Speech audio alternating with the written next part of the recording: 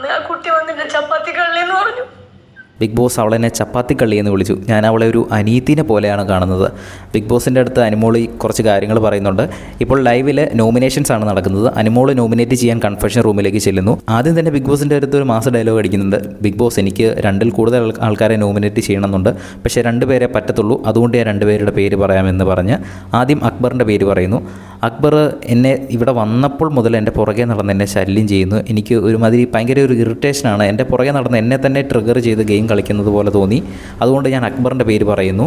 പിന്നെ രണ്ടാമത് പറയുന്നത് ജിസേലിൻ്റെ പേരാണ്. ജിസേലും അനുവും തമ്മിൽ ചേരില്ല, നമുക്ക് ഓൾറെഡി അറിയാമല്ലോ. ജിസേലിൻ്റെ പേര് പറഞ്ഞതിൻ്റെ കാരണം ഇതാണ്. ജിസേലും ഞാൻ തമ്മിൽ തുടക്കത്തിലെ മുതലേ കുറേ തെറ്റിദ്ധാരണകളുണ്ടായിരുന്നു. അപ്പോൾ അതിൻ്റെ എല്ലാം പേരിൽ എന്നെ അനാവശ്യമായിട്ട് കുറ്റപ്പെടുത്തുന്നുണ്ട്.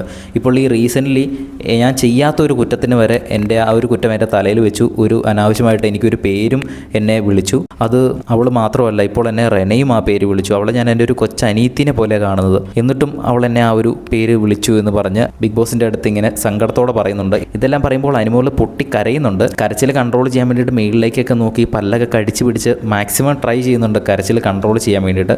പക്ഷേ ചപ്പാത്തിക്കള്ളിയുടെ ആ ഒരു വിഷയം പറഞ്ഞപ്പോൾ അനുമോൾക്ക് കരച്ചിൽ കൺട്രോൾ ചെയ്യാൻ പറ്റിയില്ല. അങ്ങനെ കരഞ്ഞു. എന്തായാലും അവസാനം അക്ബറും ജിസേലിനെ ഞാൻ നോമിനേറ്റ് ചെയ്യുന്നു എന്ന് പറഞ്ഞ് കൺഫെഷൻ റൂമിൽ നിന്ന് ഇറങ്ങി. ബിഗ് ബോസിൻ്റെ കൂടുതൽ ലൈവ് അപ്ഡേറ്റ്സിനായിട്ട് ചാനൽ സബ്സ്ക്രൈബ് ചെയ്യും.